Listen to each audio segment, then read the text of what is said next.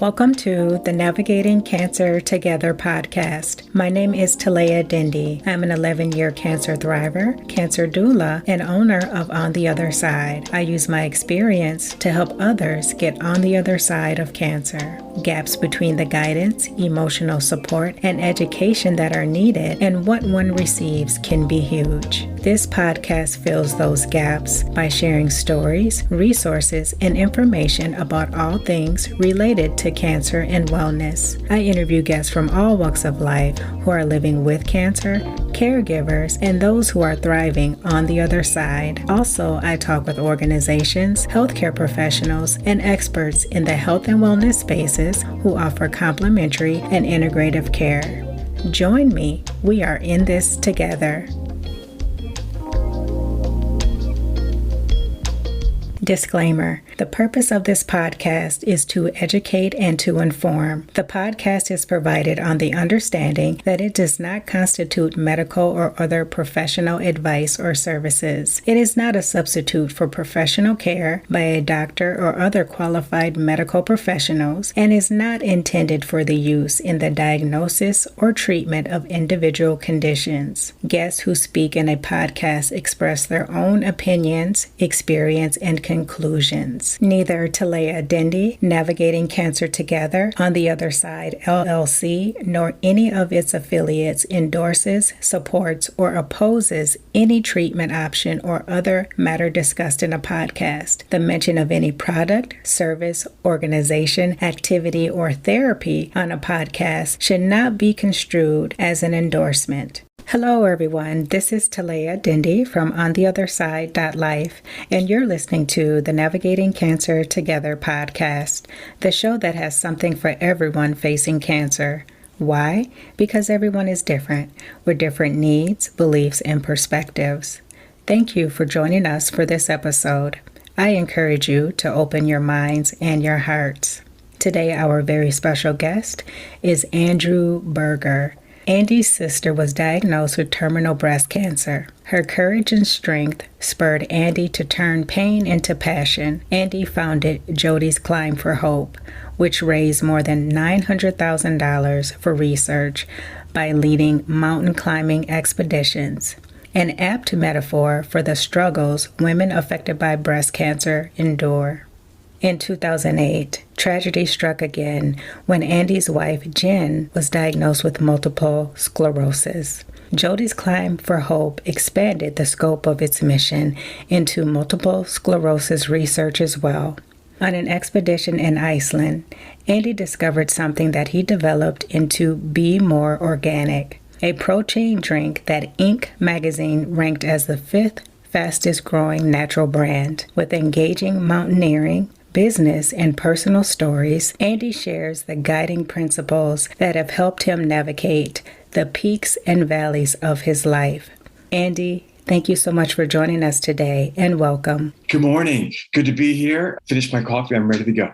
All right. Thank you. Andy, as I shared in reading your bio, you have experienced a lot of challenges and loss just in your family, in your personal life. How did your family cope with your sister's terminal cancer diagnosis prior to her passing? Not well. The universe seems to always take the good people first. Certainly losing my dad, and great man at age 58, and then my sister at 45.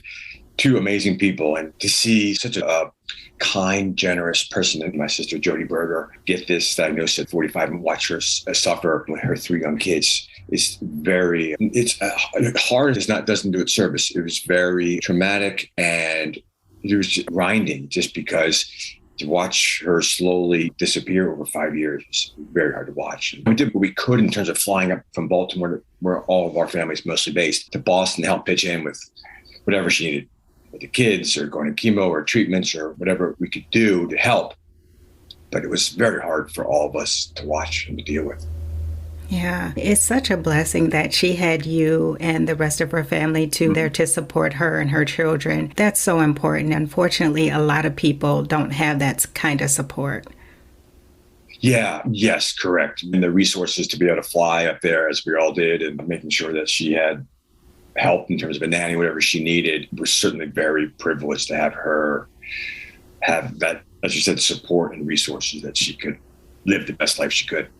Andy, what advice do you have for siblings who have lost a loved one to cancer? This present tense, obviously spend as much time and connect and all that as you can. But past tense is a Jewish saying, if you keep someone's memory alive, it's as if they never died. And I started to do that with all the loved ones in my life. And my father, I helped start a foundation in his name that's raised a couple $100,000 that does good works, that continues the good works that he was doing. And then when my sister, Jodi, got sick, I couldn't sit idly by and watch. And so I started my own nonprofit that we called Jodi's Climb for Hope, that we called Climb for Hope, and renamed it in her name after she died to Jodi's Climb for Hope, to try to find a cure for this type of disease. We didn't do it fast enough to save her life, but I told her before she died, I promised that I would help her daughter grow up in a world that didn't have breast cancer. And so that's why we raised about $1 million for breast cancer research.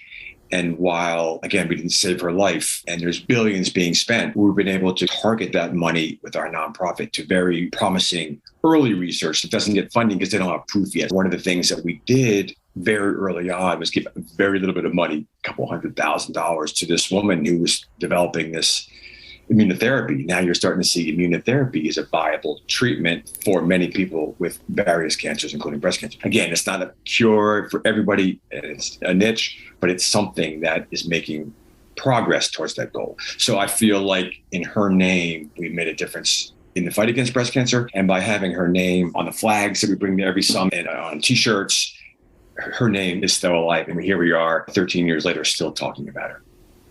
That's wonderful, Andy. That is a great way to honor your sister and so many other people that have to face cancer. Thank you for doing that. That, you don't have to start a foundation to raise $1 million, but what can you do to help keep that person's memory alive? We do some other things, smaller things. My wife reminded me, don't just cry and mourn and light a candle for the day she died. Let's celebrate her life at other times, like her birthday. It happened to be the day after Christmas. She loved really good hot chocolate with whipped cream. I get as many people as I can together and we go and have hot chocolate and toast my sister and tell stories about her and the wonderful person that she was, and go out and do that in her name. That's a $5 endeavor. It's not like we're spending a lot of money on hot chocolate, but little things that you could do to keep that person's memory alive. Not just, and it's fine to cry and mourn and do that. And at the same time, celebrate the 45 years that she had, the 3 amazing kids that she had. But while we do mourn, and that's appropriate and healthy, also celebrate. Yes, I could not agree more, because when you think about it, the loved ones that we've lost, I'm sure they don't want us always crying and down. They want us to remember the happy times. Correct. Like you said, share those stories. Yes. I love that you do that. Andy, please tell us how Jodi's Climb is different from other organizations. You mentioned that you tend to fund other organizations that are early in the process. Is that one of the key things that makes Jodi's Climb different? So several things that make us different. One is where the money is going. There are so many wonderful national organizations out there that do great work. And ours is 100% focused on research. A lot of the other ones do education, which is great. And I love that in terms of it's important. But ours is focusing money on 100% of research and on things that have not yet got funding. If you think of a business, in the business world, in the business industry, you get venture capital coming in and giving money and to create these things. We're like that. We take the high risk, high reward type of investment. We go in, like, give somebody $25, $50, $100,000 because they can't get that. NIH, Department of Defense, the American Cancer, they don't fund that risky stuff that they don't have the data. Where we come in, that makes a lot of sense. We have a portfolio. This one really makes sense here. We'll fund that, give them a couple $100,000. Next thing they know, they're off to the races. They don't give us any more money. We've got plenty of money because our $50,000 doesn't help them. They're getting millions from other places. So they still want money, but they said, go put your $50,000 somewhere else. We're different in that way. It's early stage funding until they prove its concept. And then our expeditions are different. They're really hard. I feel bad that we had this 68-year-old woman that want to come. I would love you to raise money. I would love you to come, but I'm just worried about you because we're doing the rim to rim of the Grand Canyon. So we drop down 3,000 vertical feet and go across the Grand Canyon, which is a total of 25 miles through that. At the bottom, it can be 100 degrees and grueling. Then you've got to hike another 8 hours from there, total of like 12 to 15, 16 hours, and then out 4,000 vertical feet. So the last part is a 4,000 is a steep, long climb up to 8,000 feet So it's hard to breathe at that altitude. It's a very challenging. Then we wake up and go back the other way. So we do 50 miles in 2 days. Oh, wow. And you can't, once someone's in that deep, you've got to come out of the canyon. There's not, a helicopter comes pick you up. You have got to get out on your own. And then it's tough coming out. It's cold. It's on the North Rim. We often get snow, despite that's May or September. And then she said, well, is there another thing I could do? I'm like, that's actually the easiest. We climb mountains that are, you got to carry a really heavy pack and go up 5,000-6,000 vertical feet over 2 days and do the same thing. So what I'm trying to say is that we've discovered in a backhanded way what my sister and all the others who suffer from cancer go through. Yes, so true. The night we went out and climbed Kilimanjaro, it's a 6-day up and then 2 days back down Kilimanjaro. And then on the last night of the ascent, we started out at about 16,000 feet, had a 3,000 vertical foot climb that night, and then dropping down a lot. It was going to be close to an 18-hour day, a big day. Oh, wow. And we all gathered in a tent. We woke up at 10, 11 o'clock at night and left around midnight into the dark, into the cold. And I said, look, guys, we're going to be climbing up to 19,000 feet. We're going to get altitude sickness. Some of us are going to be vomiting. We're going to have headaches. We're going to have awful fatigue. We're going to be tired. Our legs are going to be heavy. For 18 hours. My sister did it for 5 years. Other people with cancer have done it for years and years, are nauseous constantly. We can fight through a little altitude sickness. We can fight through a little bit of fatigue over 18 hours because those people with cancer are doing it every single day. And what it does to a perfectly healthy person like me who's on the climb is something, wow. I'm figuratively walking in her shoes for 18 hours to feel what she's going through. And so it puts those people in, I think, a better position, those participants, to understand what people with cancer are going through. Yeah, I love that, Andy. That's such a great analogy because it is a climb. It is a climb trying to get through treatment and then even into survivorship. It's not over. You're still climbing. You're still trying to figure out this next new phase that you're in. Yeah. I love that. And going along with that analogy, we get our flags to the summit. That's something that we really try to do. My sister's name, sometimes we're carrying the prayer flags, people's names on who either have died. So it's important to get those to the summit. And then I remind people again, that 80% of the accidents climbing happen on the way down. You think you're there, where you've used up all your energy to get there.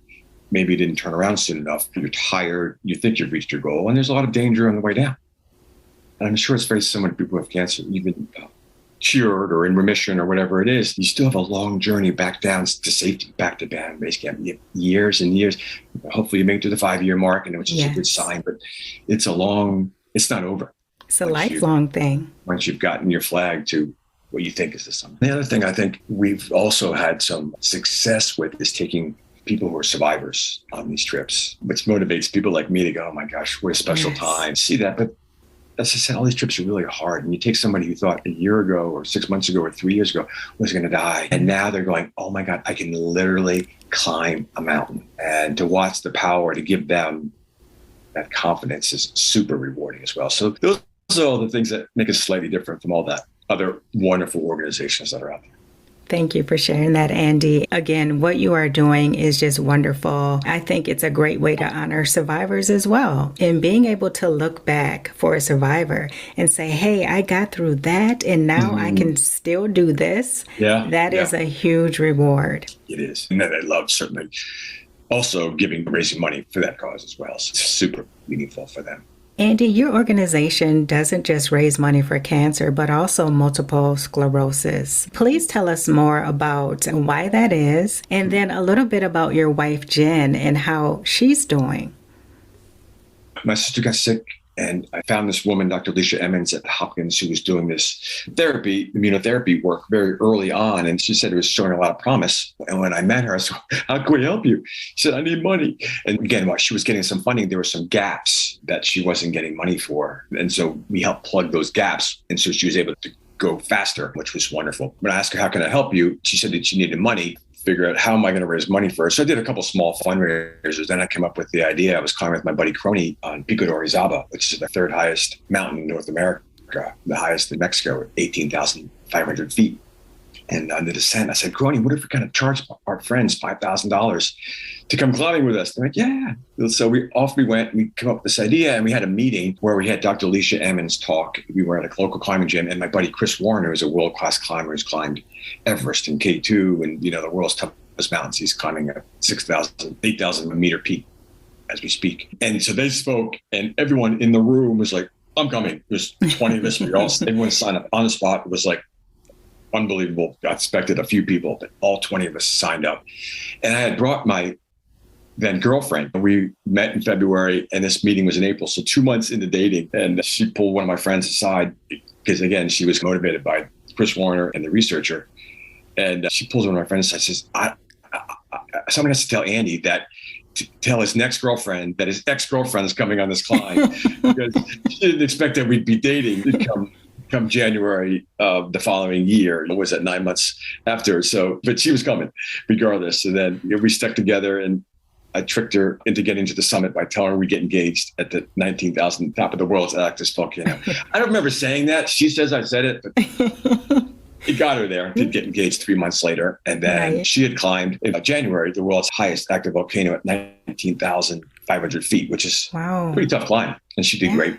And then we climbed Mount Shasta, and she was having some problems. And then we wound up getting married in September.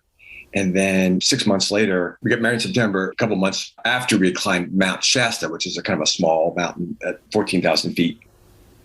And then February 26th, 2008, 5 months after our wedding, we were there, found ourselves in a doctor's office, finding out that she has advanced multiple sclerosis. And we had etched into our wedding rings 3 values: love, support, and adventure. And that was taken from us. The third one, which is adventure. I wanted to be able to stand on another mountain with her again and climb with her again. So we said, I guess we're raising money for multiple sclerosis research as well. So now the money we raised, we pretty much split between the 2 research, breast cancer and multiple sclerosis.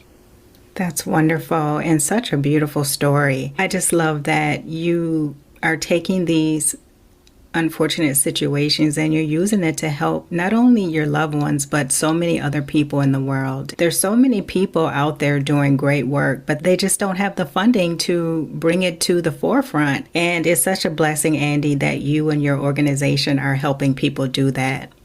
Oh, thanks. It's a labor of love. And we were coming down from the summit of Pico de Orizaba. It was a long descent. And, I knew my sister was sick, and I just knew I couldn't sit idly by and do nothing. I dedicated my life at that point, realized that my mission in life was to take a bite out of disease. And so whatever resources I could do to help families not have to deal with this, I was going to do. So it gave me a purpose in life. I tell people I went from pain to passion. All those awful setbacks, my mom dying as a child, my dad dying when I was 31. He had heart disease, and then my sister, and then my wife. It was a gift. So now I wake up every morning and know what I'm doing. Mark Twain once said, the 2 most important days in a person's life, the day that you're born, the day you figure out why. And now I know why I'm on this earth, which is to take a bite out of disease. So I get to live my life passion every day.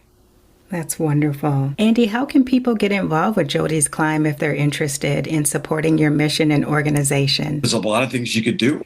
You could send us a small donation. I think hopefully you'll get people our website to make a small donation. You could join a climb. I go to some of these meetings for the MS Society, and they're thanking me for the big checks for writing. I'm like, I'm not doing anything. It's a Ponzi scheme. All I do is recruit climbers, and they do all the fundraising. So I don't really do that much. I would love it if you joined one of our expeditions. I know I probably scared people talking about how challenging they were, but it's amazing how far the mind can push your body. And one of the things I think we build on this is mental resilience. When you realize how far your body can go, and your mind just tells it, it's unbelievable. And people sign up for the trips, and we obviously tell them how to train. We get them in shape, and they all do it. They all going, oh my God, I cannot believe I did that. And we change people's lives, because I just climbed a mountain, or I just did 50 miles in the Grand Canyon. So join one of our expeditions. We certainly have very introductory expeditions. So if someone's 68 years old, may not be the thing, but if you're a healthy person, I'm 58, and my dad died at age 58 years and 16 days. He died undergoing heart surgery. But when I'm 58 years old and 16 days, I'm going to be standing on the highest peak in Mexico at 8,000.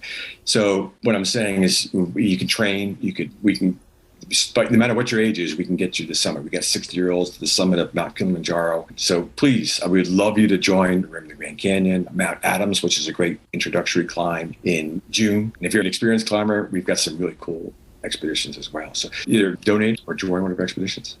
Wonderful. Andy, please tell the audience your website. Where can they find you? And I'll put it in the listen notes also. The website for Jodi's Climb for Hope, it's JODIS, climbforhope.org. I'll provide it in the listen notes. Thank you. Make sure they have it. Andy, you talked about a couple of different expeditions that you've been on. What has been your favorite? I've got 12-year-olds. I love them differently. All expeditions are just so special. I've climbed much smaller mountains, and the team is so amazing. And there's so many great experiences. These little climbs are awesome. The Grand Canyon, which is not technical, I certainly love that. Kilimanjaro, spectacular, where you're doing this 8 days up this one mountain and safari. But I think our first one that we did in Ecuador, at Mount Cotopaxi at 19,000, not just Jen and I were there together, but the team was unbelievable. We had accomplished so much. We raised $150,000 out of the blocks. And I love the international expeditions because you're seeing the country, you're experiencing the culture, you're seeing so much rather than just, all right, I'm going to go walk up that mountain and come back down. No, those are all awesome. But when you layer on top of that, seeing other cultures and all that, it makes it very, really special. Love them all for different reasons, but I think Cotopaxi was extra special. Wonderful. Thank you for sharing that. It just sounds like a wonderful experience. Which one are you going to come on? I don't know. I'll have to talk to you about that offline. Okay. All right. But I would love to try it. I really would. I did the one at Diamond Head in Hawaii. I've climbed that mountain, but that's the only one I've done so far. Okay. And one of the challenges we have, which is we would love to get more people of color outside on these expeditions. It's a challenge. We're looking and recruiting. And so our expeditions are more diverse and we have more people and we have a better experience for everybody. We love to give people that experience. My kids are African-American and they haven't given me a date when they're climbing. It's to say if they're, even though my kids we're Jewish, I tell my kids that if they don't do it by 13, they're going to go to a convent. But hopefully they'll get them on a climb sometime soon. Yeah, let's talk about it. Let's talk about it offline. I think that would be a great experience. Andy, what is your next big thing? My next big thing is standing on the highest mountain in Mexico, the third highest peak in North America, the Peak of Orizaba, on the age that my father died. And hopefully my wife won't be listening to this podcast. So I can also say that I turned 60 in 2025. And so I want to be standing on what's called Gagua, which is the highest mountain in the Western Hemisphere. So at 22,000 feet. Wow. So the highest in North America is Denali, which used to be called McKinley in Alaska. And so this is the highest. It's in Argentina. It's called one of the 7 summits. People try to do the highest mountain in all the continents. And so obviously Everest is the highest in Asia and Denali is in North America. And this will be the highest in the continent of South America. So my wife doesn't know yet, but I still have, 3 years before I tell her. Yeah, you got some time. Yes. That sounds amazing. And I hope everything goes well. Thank you. Such big accomplishments that you're working towards. Andy, is there anything else that you would like to cover before we transition to the next set of questions that I have? I think we covered a lot of ground. Your questions have been great in terms of covering what we're trying to do, what we've accomplished. Okay, wonderful. I just wanted to make sure you got everything in there. Yeah. Andy, I like to ask my guests 2 questions. And the first one is, what is something that people often misunderstand about you? My sense of humor. Unfortunately, I say everything with a straight face.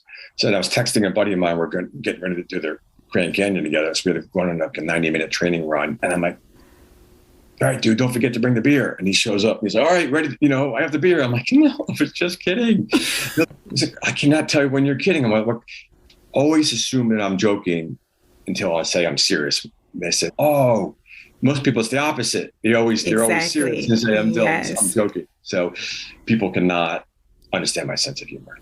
Okay. I think I get it. You do get it now? Okay. Yeah. That's not bad. 30 minutes is pretty good. Usually takes 3 years, so that's good. Finally, Andy, if you could live anywhere in the world, where would it be and why? Brutal question. You've been a lot of places. Oh my God, so many places. And I've been, again, very privileged to travel the world and see some spectacular places. I did spend some time in Vancouver, British Columbia. And so I would love, if I got the visas and things like that, to go back there. Mountains, water, amazing cosmopolitan area. And the weather is mild. It's never too hot, never too cold. It's always just right.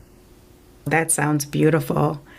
Dee, I just want to thank you again so much for your time and for joining us today. And of course, all the wonderful work that you're doing with Jodi's Climb to support cancer, multiple sclerosis, and researchers who are not getting the funding that they need to do the work that they're putting so much time and effort into as well. Thank you for helping those people also.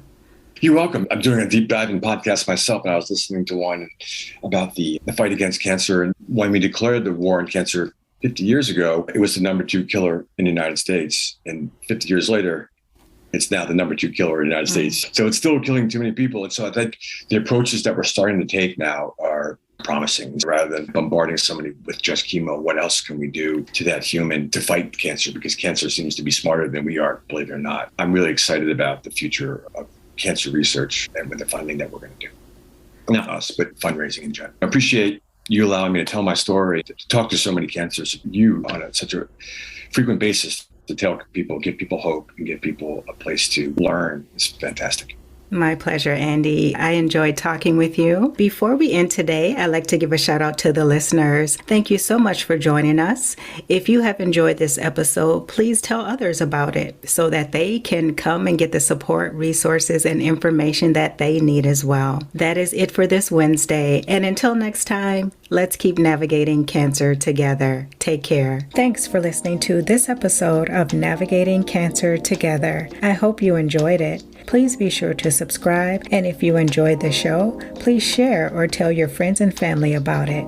For notes from the show and previous episodes, visit ontheotherside.life and check out the podcast section. I would love it if you joined us for the next episode. Talk to you soon.